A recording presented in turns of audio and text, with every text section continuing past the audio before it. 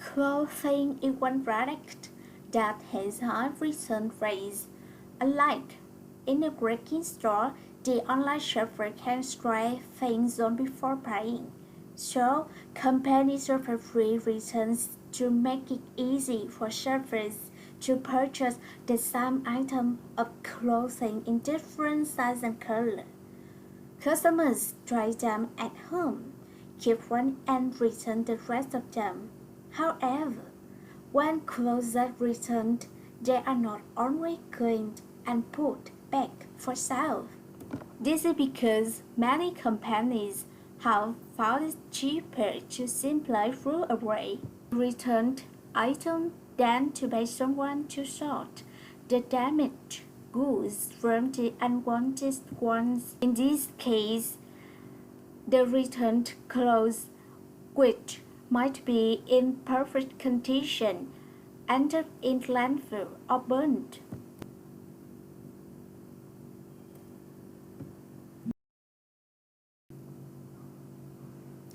Fred works for a traditional company that expects him to start at 38 a.m.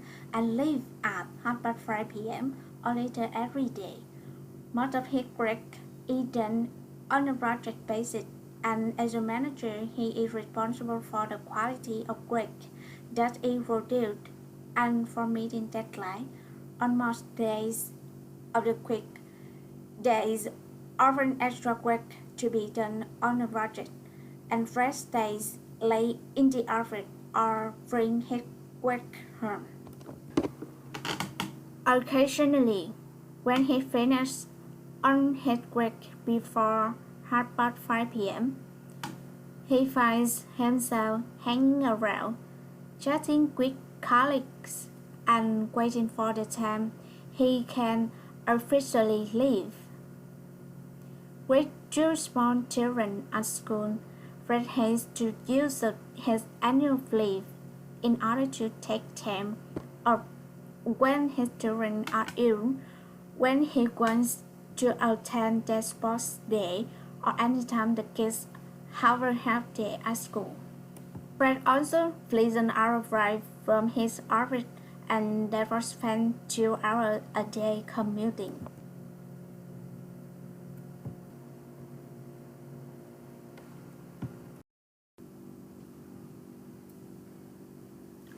We've all been in badly managed meetings that seem to go round in circles without any decision being made, meetings that are dominated by the same few voices, meetings where people talk and talk with no clear purpose, meetings that seem to go on forever.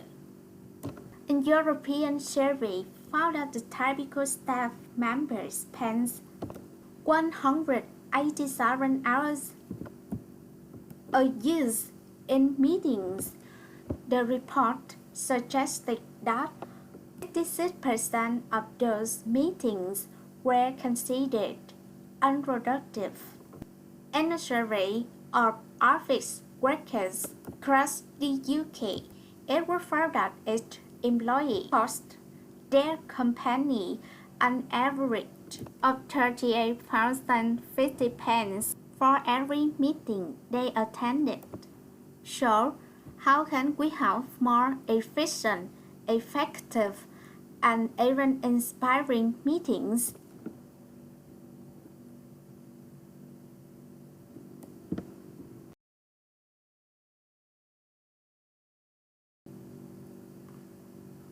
The world we live in is changing, and it is changing rapidly.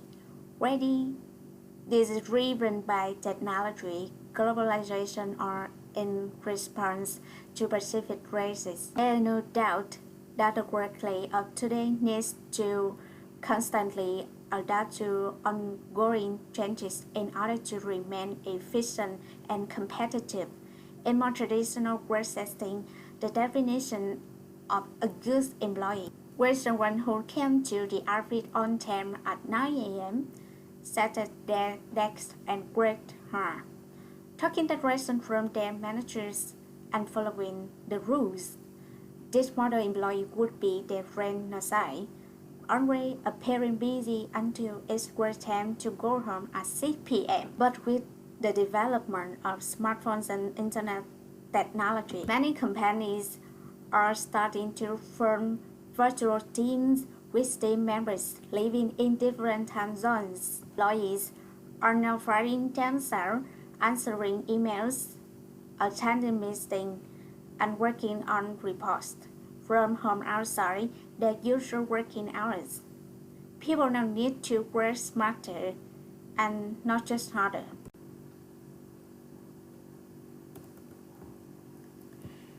If we want our team members to work well together, communication is the key.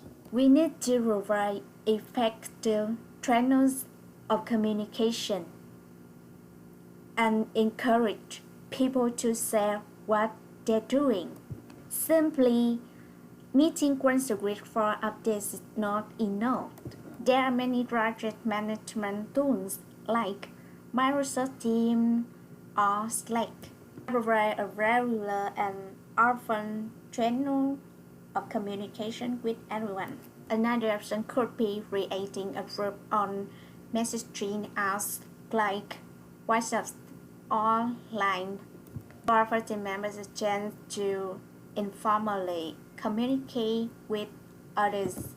Companies often organize events because they know the importance of creating a sense of community. Activity could be anything from a quickly lunchtime, schedule a quick afternoon, or you can start with simple everyday things like having coffee breaks together or creating a space to share books. It's like this on encourage collaboration in people together and helping them bond with their colleagues. Collaboration is an opportunity to learn from each other and encourage fresh thinking, as well as a source of energy, strength, and continued effort. As the saying goes, if you want to go fast, go alone. If you want to go far, go together.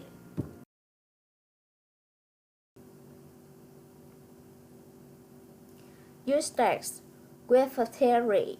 The theory that you change can start a company money. You use research and statistics to support your argument, showing how employees back problem cost the company money and explaining how your check can solve those problems. Take listeners through the process of how you arrived at your conclusion, and you finish with the recommendation that they buy your chair. So, which presentation style do you refer? Is your presentation A? Then you refer inductive reasoning. You go to real-life examples rather than theory to persuade people of your message. If you choose presentation B, then you refer deductive reasoning. That's with the theory before the practical situation. You persuade people by taking them through how you arrive at your conclusion.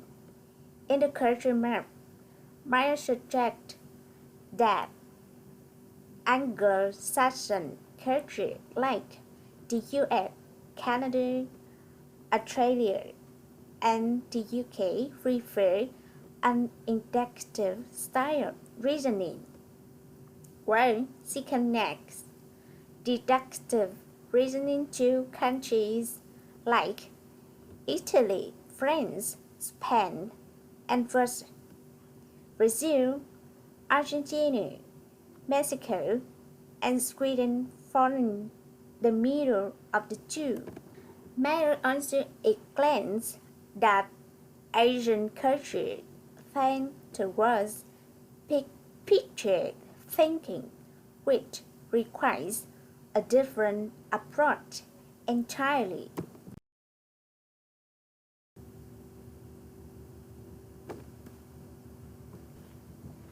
Have you ever missed important information in a meeting because you were thinking about something else? Or isn't you lunches your desk without even noticing what it stated like?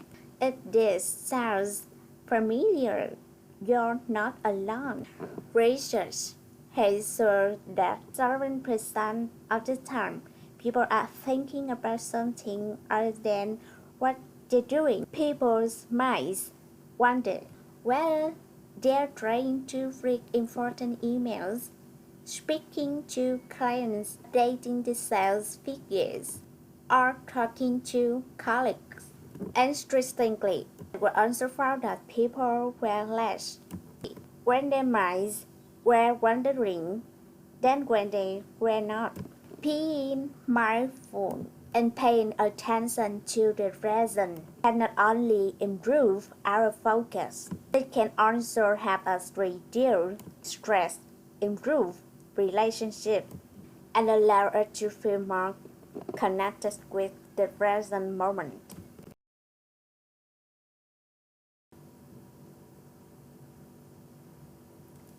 Isa had been very successful managing her team in Edinburgh and were asked by the company to lead a remote team for an important 2-year project. Keen to demonstrate her leadership ability to the head office, Isa got her team members together for a remote meeting. But right from that first meeting, he realized that this was going to be a different challenge.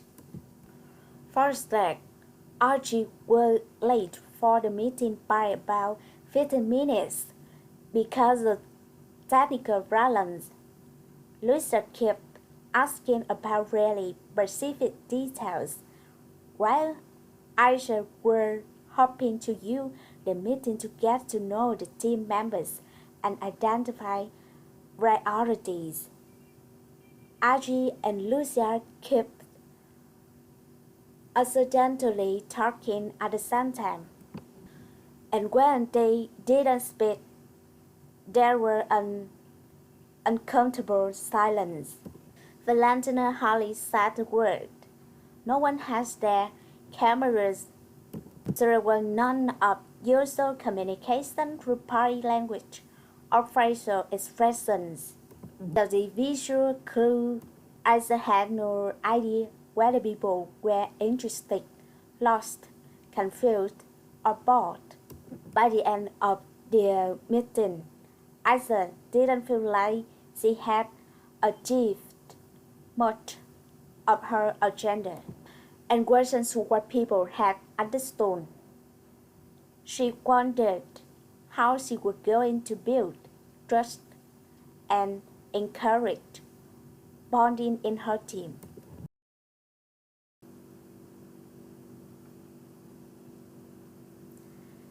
Many coaches set the coachee tasks to complete in between sessions.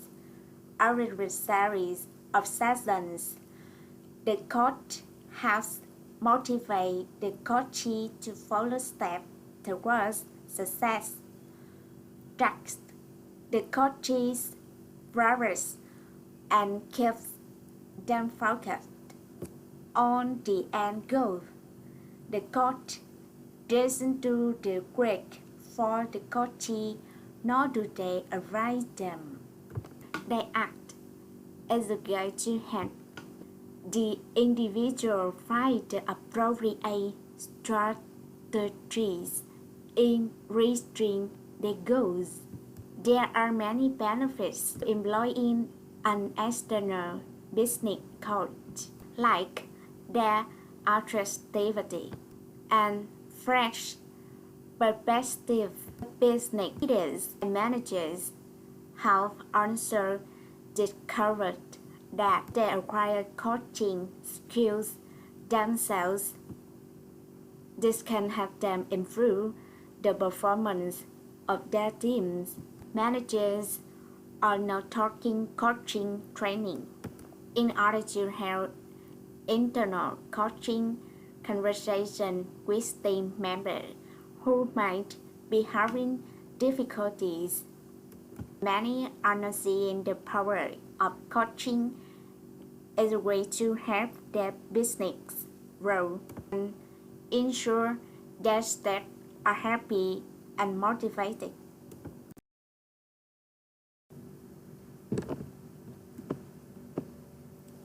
When conflict arises, we can always see natures, fight or flight response, either attacking the enemy or running away. The fight reaction is when people start to prepare themselves for an argument. But by getting aggressive, they might not only damage their relationship but also miss the chance of throwing through constructive feedback. The flight response involves ignoring the issue altogether. People suppress their feelings, hide disagreements, and pretend that everything is fine when it's not. However, the conflict remains resolved rather than gets worse. So, how can we go beyond our immediate reaction to make conflict a source of trust building and development? Here are a tip to help us manage conflict successfully.